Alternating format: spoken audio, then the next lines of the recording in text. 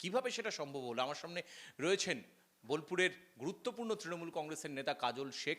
অনুব্রতহীন বীরভূম বোলপুরের এই ভোট, সেটাকে কিভাবে দেখছেন? দেখুন, অনুব্রত মণ্ডল মহাশয় ছিল আমাদের রাজনৈতিক গুরু, রাজনৈতিক অভিভাবক। তার হাত ধরে আমাদের পথ চলা শুরু। বীরভূম জেলার উন্নয়নের মূল কাণ্ডারি ছিলেন অনুব্রত মণ্ডল মহাশয়। এ বিষয়ে দ্বিমতে কোনো অবকাশ নেই। বীরভূম জেলার বিগত যে নির্বাচনগুলো, প্রত্যেকটি নির্বাচন অনুব্রত মণ্ডল মহাশয় এককভাবে পরিচালনা করতেন। তার সৈনিক হিসাবে, সহকর্মী হিসাবে, আমাদের নেতা হিসাবে তাকে মানতাম আমরা, এবং তিনি যেভাবে নির্দেশ দিতেন আমরা সেভাবে কাজ করতাম।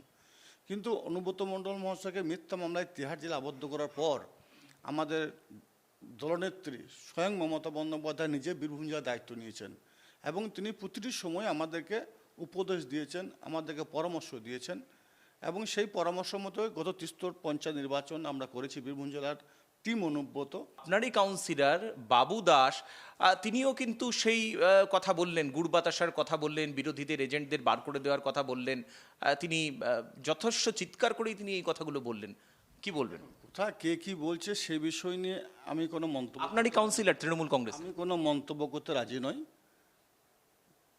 কে কি বলছে সে বিষয় নিয়ে মন্তব্য করতে রাজি নয়। অনুব্রত মণ্ডল মহাশয়ের বিষয় যেটা বলছেন, তিনি বিভিন্ন সময় বিভিন্ন বার্তা দিয়েছেন, পুলিশকে হুমকি দিয়েছেন।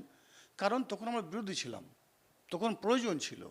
পুলিশ বামফ্রন্টের যারা হারমাদ ছিল, বামফ্রন্টের নেতাকর্মী ছিল, তাদের দ্বারা পরিচালিত হতো পুলিশ। এখন যেমন পুলিশ সাধারণ মানুষের কথা শুনে চলছে, বাংলার বুকে সুশাসন প্রতিষ্ঠিত হয়েছে, তখন সুশাসন ছিল না।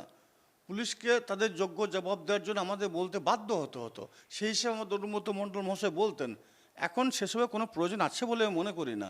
গুড় বাতাসা বা অন্য যেসব ল্যাঙ্গুয়েজ বিভিন্ন যে ব্যবহার করছেন, এগুলো আছে বলে মনে করি না। উন্নয়নে একমাত্র হাতিয়ার। কাজল শেখের ক্যামেরায় তন্ময়ের সঙ্গে রণজয় মুখোপাধ্যায়, NK টিভি বাংলা, বোলপুর।